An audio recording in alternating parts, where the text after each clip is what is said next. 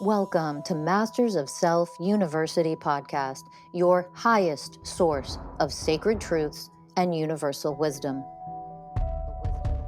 Hello, beautiful souls. I'm Rachel Fiori, mystic, spiritual teacher, psychic healer, and founder of Masters of Self University.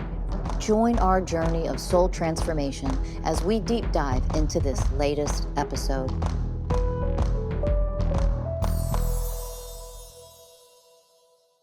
Hello, everyone, and welcome to another episode of the Masters of Self University podcast. I'm your host, Ellie Lee.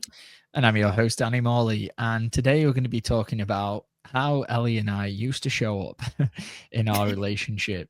I used to be I'll start with myself. I used to be extremely narcissistic and self-centered, especially when it came to relationships. And I had no idea, really. We all wear a lot of masks when we're, not evolved and not elevated and deeply unconscious. And, the work that Ellie and I have done over the last 3 years is about really seeing those masks and starting to unpeel these layers that we've created of, how we show up not as a divine being. And going back, we've been listening to a lot of our old podcast and seeing the way that we used to show up. And yeah, it's brutal, but at the same time, it's really beautiful to see like this older version of myself, an older version of Ellie, and we can feel the energies of the way we used to show up, especially in our partnership, and not carry those energies, maybe not completely gone, but at least as much anymore. Like those dynamics don't play out anymore. And I remember this one time Ellie and I used to do these videos on TikTok, and there would be 3-5 minutes long of us kind of breaking down our conflicts, and we had to stop doing them really because we ran out of content to do, which is a great problem to have. But during the time, we would kind of go into these conflicts that we'd have and the triggers, and we break everything down. I remember there was this one comment that was said, like, how do we know what you're doing like works? Like, can we see a video of you guys, in the future? And I remembered that, and I've always thought, yeah, that's a really good idea. So here we are. So if you're one of those people that used to watch our videos, this is it. This is us like in the future now, in a very different energy, healed a lot of the wounds in the way that we used to show up. And now looking back in hindsight, like feeling the way that I used to show up, I'm like, man, it was very like a lot of self-centered energy, very controlling, very disempowering. And on the other side for you is like the opposite, right? Like just going along, doing whatever. So I'll let you share, kind of like what you felt into. Yeah, last night, I said this in a previous episode, but I was working on my website and I wanted to put this one video up of a previous podcast. So I went to the beginning of our podcast and I'm watching he and I like recording. And I was like laughing. I was like, dude, I'm so different. You're so different. And he looks at me and he's like, oh, what was I like then? And I took a pause and I was like, really narcissistic. Right? Just like it was all about Danny. But my wounding was that I made it all about Danny. And the way that I showed up was, I was just so weak. And like, I just wanted this guy to like me. And I just wanted to, have him think of me in a very certain way and see me in a certain way. And so I was the kind of gal who ran a lot of programs of like, I'll just go along with anything and I'll do anything. And I'll do like, talking about it makes me want to throw up. I feel a little nauseous.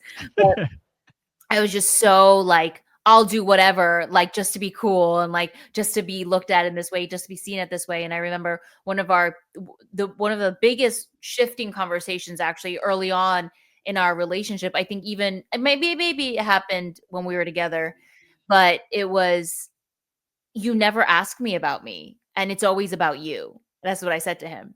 And he was like, well, all you do is ask about me. And I was like, oh shit. Like I didn't know unconsciously that I'm sitting here all mad at him because he never talks, he never asked me about anything. But actually I was running all these programs where it's not about me, it's all about you. And so perfectly, your partner will come in and trigger and bring up everything in your blind spots, things you didn't even know existed. You know, it's perfect in that way. And so with me and Danny, we played these roles very beautifully in terms of I completely adhered to his wounding and vice versa. And so yeah, just looking back on those videos and seeing where we were then and like seeing how, I mean, we're very different now. And there's been a lot of healing that has gone on individually with the way that we've shown up. And, even looking back too, like you're definitely, I mean, you've healed so much of the control programs, but when I'm running programs of I'll do whatever and I'll listen to you because you know better than me and I never want to upset you and I want to appease you, you don't even know how controlling someone could be. Right. And so, even reflecting back on like, man, you used to run some serious control programs, but I was so powerless. I was running so much powerlessness that I let all of that happen. And of course why would you even see that when I'm not ever shining a light on all of that? Actually, in reality, I'm fueling that program to keep running. And that's the beauty of partnership. A lot of people think, we've been conditioned to believe that finding a partner is like, oh my God, completes me. Like, no, they're going to come interrupt you.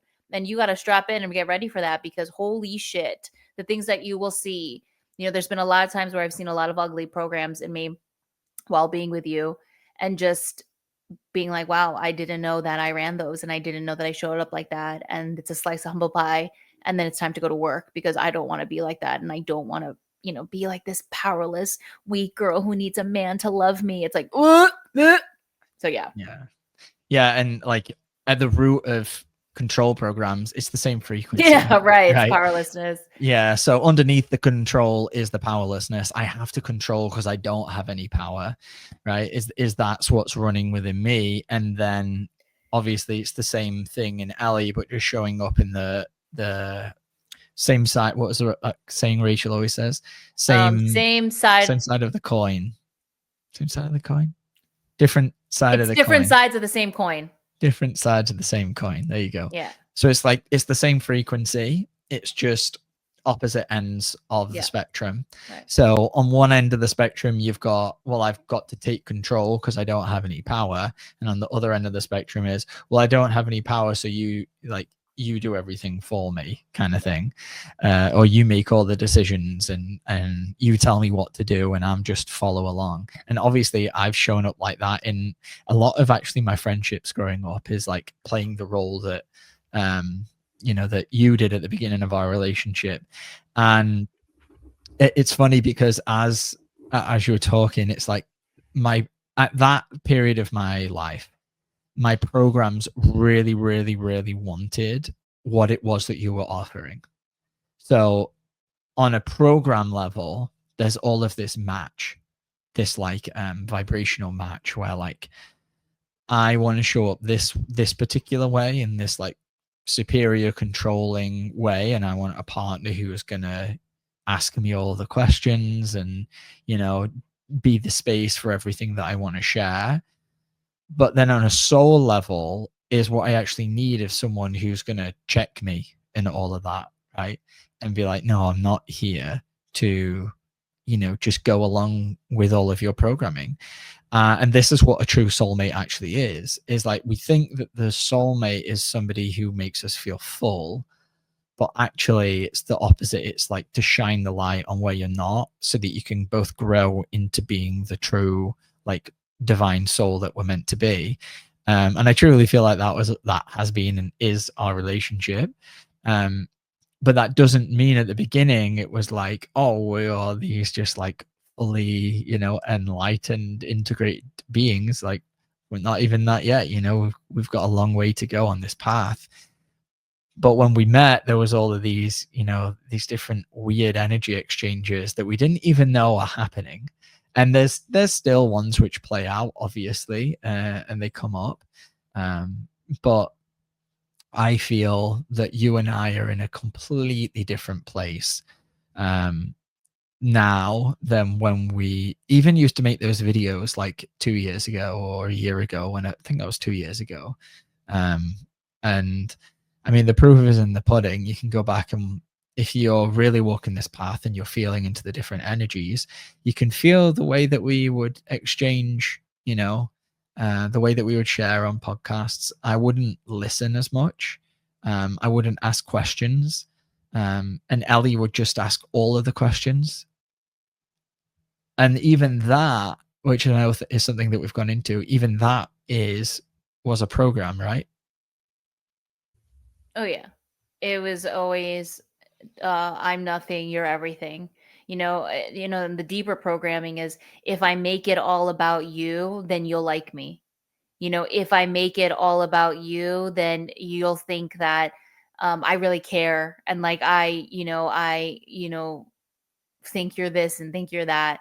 And if you think about it, it's like it's manipulative, and it's incredibly sad and low, that I would show up with it. But I was a very wounded little girl who wanted to be in a relationship with you and like wanted to, have somebody by my side. And so, this is what we all do, right? We put on all of these shows and these masks, and we put all the good feet forward, and all of that is like illusions and bullshit and fakery and shittery. And then the dust settles, and then the truth comes out, which is all the programming and things like that. And so, yeah, I spent a majority that first year of us being together was really tough for me, really, really tough for me, because I was showing up in such disingenuous, inauthentic ways that were just rooted in wounding. And, one thing I'll say is, for anybody out there who obviously isn't with a partner that does the work, let me tell you something. Being with a partner that does the work is an experience that I cannot even describe to you. Like, having somebody to be able to sit down with and say, hey, this is what I'm running, this is what I see you're running, or this is what's, affecting me, and or this is what's getting brought up for me. And then to have the other person deeply reflect within themselves and come back and go, yeah, I run this program, I ran that program, and like, I'm sorry, I don't want to show up like that way, and then do work around it is, I mean, they'll write books about this in the future of like what actual conscious partnership looks like, and people who are willing to do the work to shift, because holy shit, there are pros and cons to everything, right? But my partnership with you is insane in that way, because I could come to you with anything. And even if you run stuff, you'll be like, I'm running stuff right now, just going to need to take some time. And then you always come back, and we always end up having such a beautiful, in-depth conversation of sharing and connecting in that way. And so it's a very, very beautiful, beautiful experience. But the first year was really rough for me, because I had to see a lot of stuff in me that I was not happy to see at all. And I had no idea that I was like that my entire existence. Yeah, and at the end of the day, all that we're doing is we're holding our partner back. When we allow, when we don't reflect back to our partner the power that we are, we're just allowing their programs to run, and further keeping them, trapped and blind to the lack of love that they have for themselves ultimately, and obviously for every being that they interact with. And so the most loving thing that we can do is like, hey, this is how you're showing up right now. This is what I'm experiencing. This is what I feel, because that allows the partner the choice to change. Doesn't mean they will, right? But at least then there's an option there. And I feel like for a long time, this was like the nature of how we would show up, or the dynamic is you would harbor a lot of your feelings. Yeah. And the irony is, like, I want you to be just you. Yeah. And on a soul level, that's what I'm drawn to. But from your programs, I guess there was an aspect of you that felt like it had to filter to fit into maybe my programs. I'm not sure. Yeah. Yes. And I'll say this, I'm a harborer. Like, I keep everything inside. I don't say anything about anything. And then one day I burst. And I remember the first time I burst, Danny was like, where did this come from? And I was like, I've been keeping it in for months. I've been keeping it in for months, and I don't want to say anything because I, run this program that I never want to make anyone feel bad, or like I don't want to stir any conflict, and like I don't want anybody to ever see me in a negative light. And so if I say something that bothers me or whatever, like he's going to change and he's going to leave and he's going to do all of these things. And so might as well just keep it inside. And that doesn't help anybody. And especially as someone like Danny, who all he wants to do is grow and all he wants to see is his stuff so that he can elevate out of it. That was something that took me a minute to be able to do, because all I've ever learned growing up is don't say anything about anything. Keep all of that stuff inside, and don't ever hurt anyone's feelings. Don't ever make anyone feel anything negative, which is so weak and so powerless. So that's something that I had to really learn and grow into. And now seeing it as actually that's love. Love is not the coddling and keeping inside and never wanting and tiptoeing all around. Like that's not love. Love is I'm creating a boundary, or I'm speaking up and expressing. And now you have the opportunity and the chance to go into what that just got activated in you and what that just got brought up in you. And then you get to have the opportunity to grow and see all of that stuff, even if it's painful. It's going to be painful, y'all. So one of the things Rachel always says that slaps me across the face is always like, it's not going to kill you. You're not going to die. It's just pain. And I'm like, yeah, you're right. It's just pain. And you have the work, you know what to do when the pain comes up. And so, as I started really connecting to that is when it started to really shift. And you obviously were shifting a lot, but that was a huge turning point, I think, in our relationship when I finally started to speak up more, even though I still struggle with it a little bit for sure. But every time I did in the last 3 years, it was a big move for me because it's not something that I'm very used to doing. Yeah, it's become definitely more frequent. And I feel like there's just a lot less that's harbored. Yeah. Whereas before it might have been like 6 months to a year before anything would kind of come out about how you actually felt. Yeah. Which just means, that energy just gets like locked in there. Yeah. And as someone who's your partner, I want you to share. Like I want that between us. I want you to be able to be open and honest and truthful. And back to something that Ellie said, when she mentioned the word negative, we're not talking about going out and saying negative things to people. It's not. It's about speaking the truth and speaking about being able to communicate from a place of power, right? A place of openness. And then if that brings up any negativity in somebody else, like that's their responsibility to go into.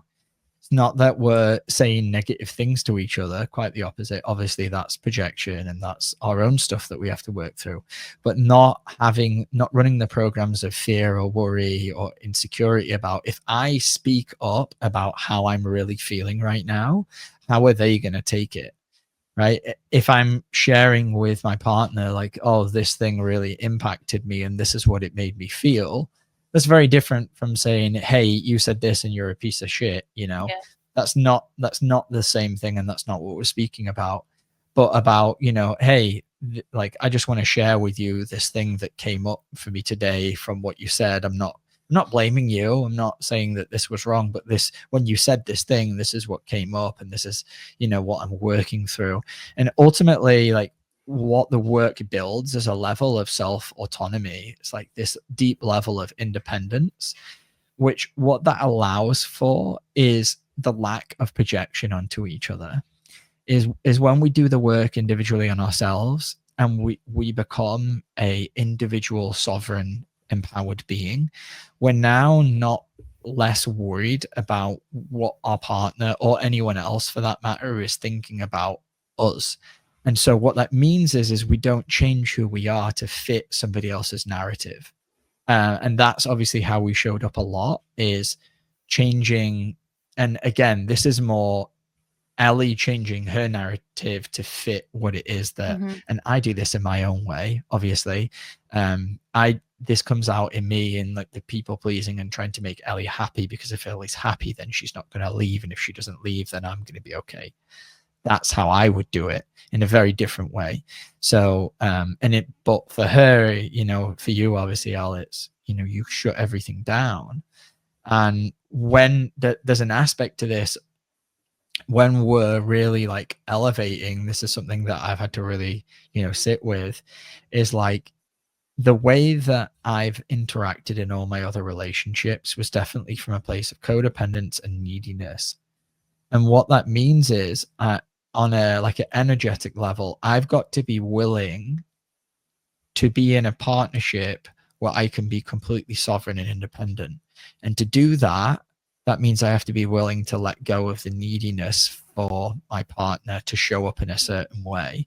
And that takes a lot of work. Mm-hmm. Like, because all we've ever known is love through the lens of, a romantic partner and somebody else. This is love through separation and duality, right? Is like this distorted version of love, of where it's like, oh, my Prince Charming, my one and only, the one, right? They complete me. And when we have that level of thinking and consciousness of what we think love is, then we're ultimately setting ourselves up for failure, because we need our partner to be and show up in a certain way. Or like you need your partner to meet your needs, like meet my needs. They're not meeting my needs. Why aren't you meeting your own goddamn needs? Why are you needing a partner to meet your needs? So yes. And what can open in your container of your relationship when you show up in such a different way like that? And when you were talking, this story came up because you and I had a conflict. We don't have many conflicts, but we had a conflict probably like a month or two ago, where I had bottled stuff up, and I basically sat you down. And I was like, listen, and I just like bursted, and I just like expressed what I was feeling and blah blah blah. And you were responding to me, and as you're responding to me, I said to you, I was like, what you're saying right now, like, it's not okay in the way that you're saying this. Do you remember this conversation that we had? Yeah, of course. And as soon as I said that, you went straight into, I'm really sorry. And you're right. I am showing up like that. And I'm sorry I'm showing up like that. And I'm sorry that if I'm running this program right now. And that in itself allowed me to put everything down that I was holding up, like in terms of like the guards and all these things, right? The defensiveness and all these things. And that in itself showed me like, man, this guy is so willing to take accountability and responsibility for himself right now and like own whatever the fuck he's running or the way he's showing up. And that allowed me to just be free in terms of, I don't need to be putting anything that's going to be blocking us right now to where we need to get to in this conversation. And that completely shifted our whole experience.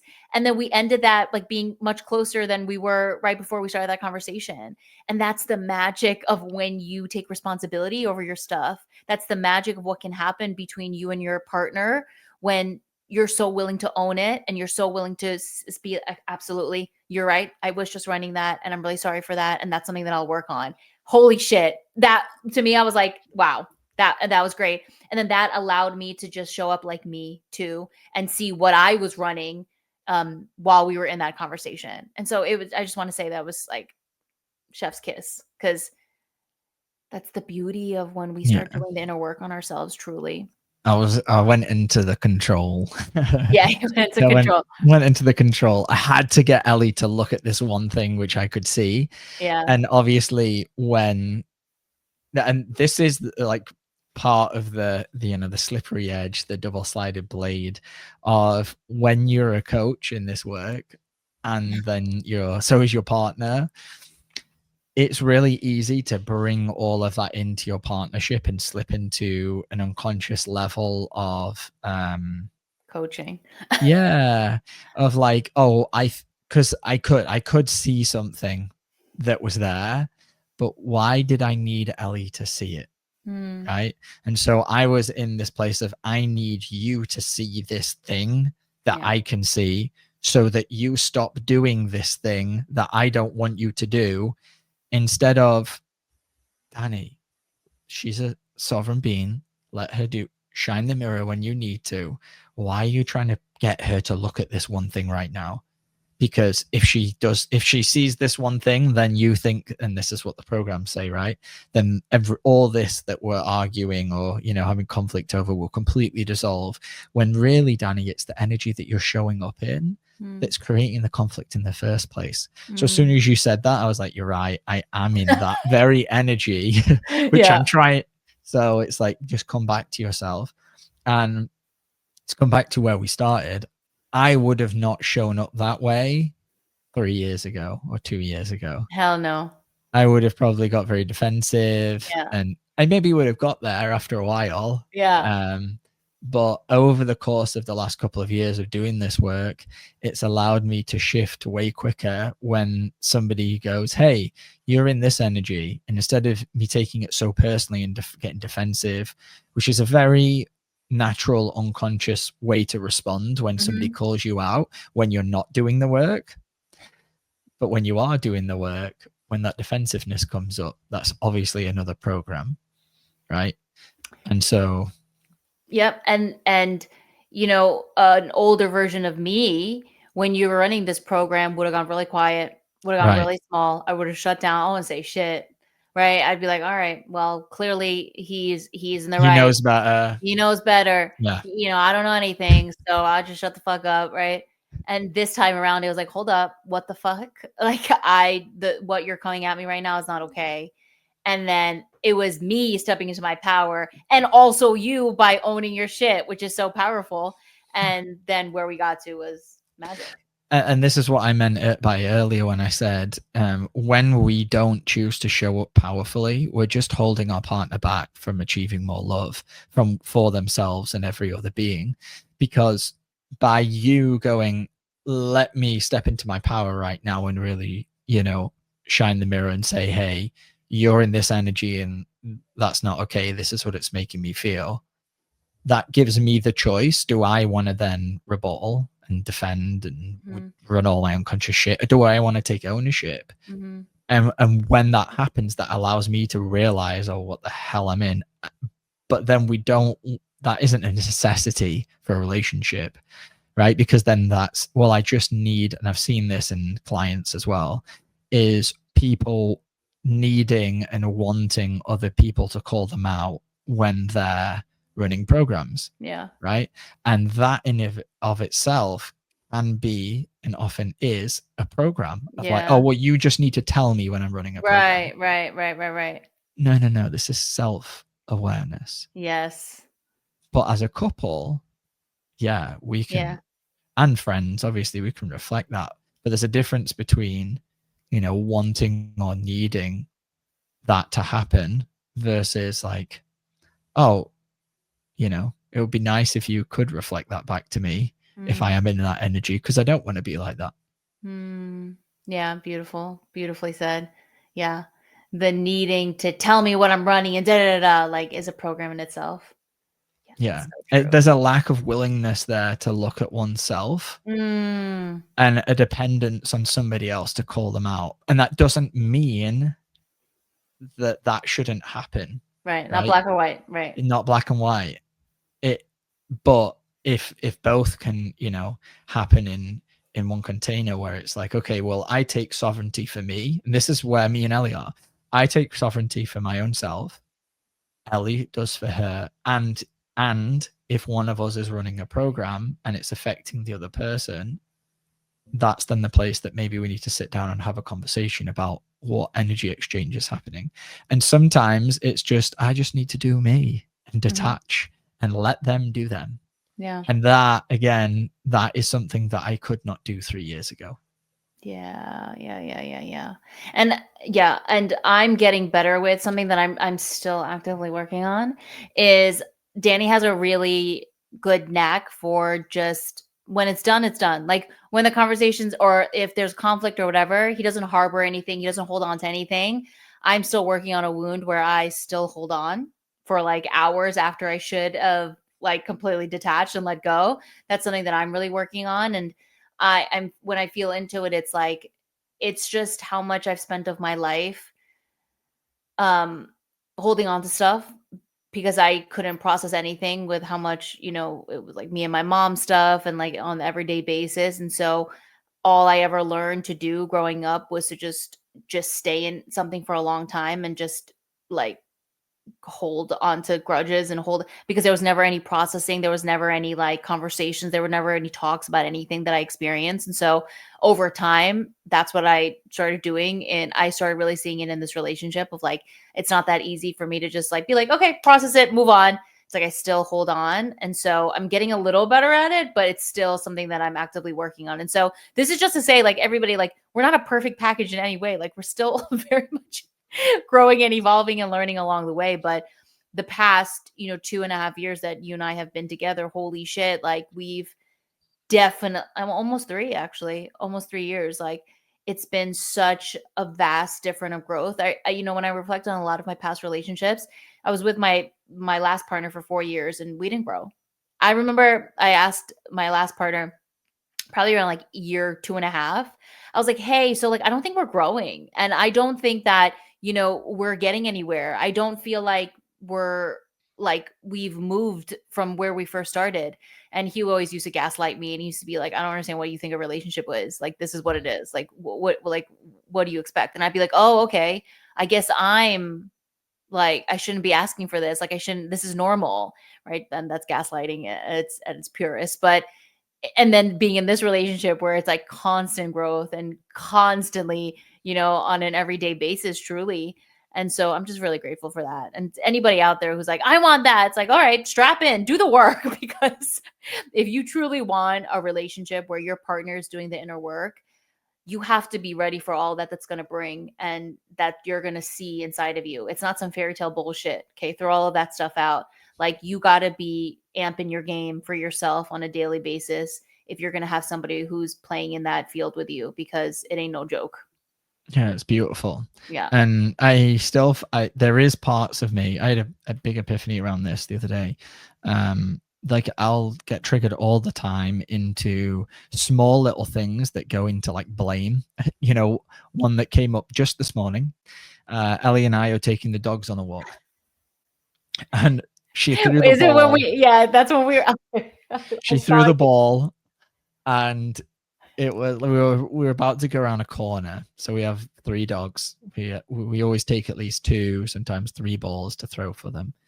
We're going down a corner, and instead of waiting till we get around the corner where it's straight, where the dogs can chase the ball, she throws it diagonally into like the bushes and into like the rough area. I'm like, oh, that's gone. Like, immediately in my head.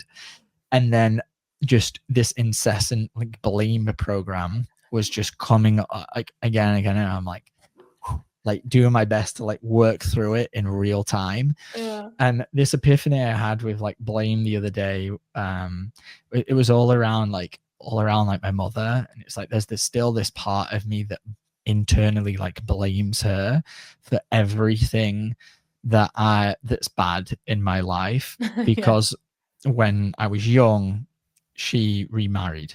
Yeah. And there's an immature part of me that thinks that blaming her means that all this energy that's in there, it has a place for it to kind of go. Mm-hmm. And it somehow validates the pain, or it makes me feel okay, instead of like just going like, this is yours now, Danny. I'm 32. That happened, when I was 6 or 7. Like, that was a long time ago. It's yours now. Like, this is yours. You can still do that if you want. You can blame Ellie, right, for what it is you're feeling. You can, which is an unconscious blame towards my mother, right? Or I can recognize that what happened. It's teaching me something, and I'm here to learn and grow from it. And one of the things that I need to learn and grow from is the fact that this is now my responsibility. That there's no amount of blaming her that's going to take away the pain that I'm experiencing.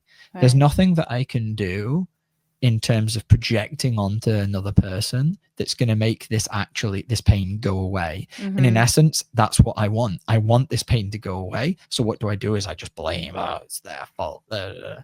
Instead of just going like, Danny, like, it's yours now. Like, it's your energy. You can choose to shoot it outwards, just like that ball going into the bushes, or you could choose to turn it inwards and heal it yourself. Like this is on you now. But getting to that place, I know we've talked about blame a lot with, you know, parents and stuff, and like the internal you know, anguish of that. But it's not necessarily an overnight process, but it is easy to stay trapped in blame. It's very easy, but blame lacks responsibility. Yes. Yes. And yeah, this is not to say, guys, that you don't have to move through the layers that you have to move through. Like, it was my mother's birthday yesterday, and, you know, we had a very weird exchange. And I immediately started running these programs of like, oh, fuck her, and like all this stuff. And it's like, and then I was reflecting on that, and I was like, Ellie, we don't need to stay trapped there. Like, she played her role to bring up everything that she needed to bring up and to get you on the path that you're on, and see it for all of that, and all of that blame and that anger and that resentment that we hold on to that affects us. So why are we holding on to that? So we got to do the work to really, you know, heal that, so that we can be free, because we're not free when we hold on to all of those programs and we let them run. Yeah. Something Rachel said in a podcast the other day was like forgiveness and like true healing, it's for yourself. Yes, like, for it's yourself. it's for you. Like it's not for the other person, it's for you. Like and there is a level, whenever we're speaking about like blame, like there's sometimes a layer of honoring that we have to do, of like, oh, like I have to honor the fact that there is a part of me that was deeply hurt, and to allow that aspect of me to move through the process of feeling the blame and the pain and the hurt that was in there.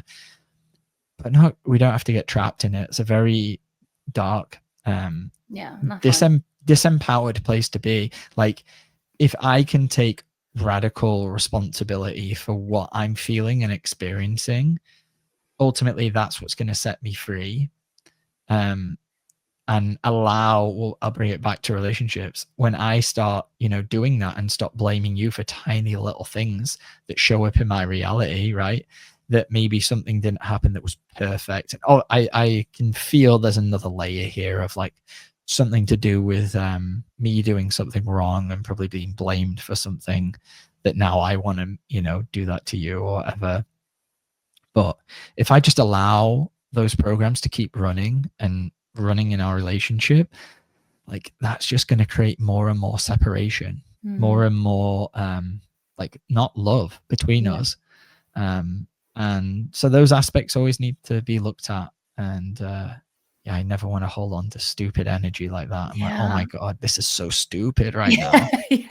Like, why do I care where she threw the ball? It's a tennis ball, for sake. I saw you drop in. I was like, oh, I probably just triggered him. I'm like over it with this part of me. I'm like, come seriously, on. Me too. Yeah. It's where we keep ourselves trapped. Yeah. So yeah, let's free ourselves. Yeah. So anyway, all in all, we've both changed a lot in the last 3 years. And I'll throw this out there. If this is on any social media where you can comment, I'd love to see, you know, if you see any changes too, or if you agree, or if you don't, that's fine too. But from what Ellie and I see looking back at those podcasts, like we really feel like different people. And I hope we have this same experience in 3 years looking back at this podcast that we're recording right now. And if you're not kind of feeling a little uncomfortable by who you were a few years ago, then who are you? You're not growing. So exactly. Yeah. It's a beautiful thing. So guys, thanks for listening to this podcast. Please like, subscribe, join us for our university school year, January 21st. You can enroll as a student, check out our website, masterselfuniversity.com, and come to one of our free student enrollment meetings to learn about what the school year will look like for you as a new student. And we love you guys so much. And until next time, we'll see you guys then. Bye.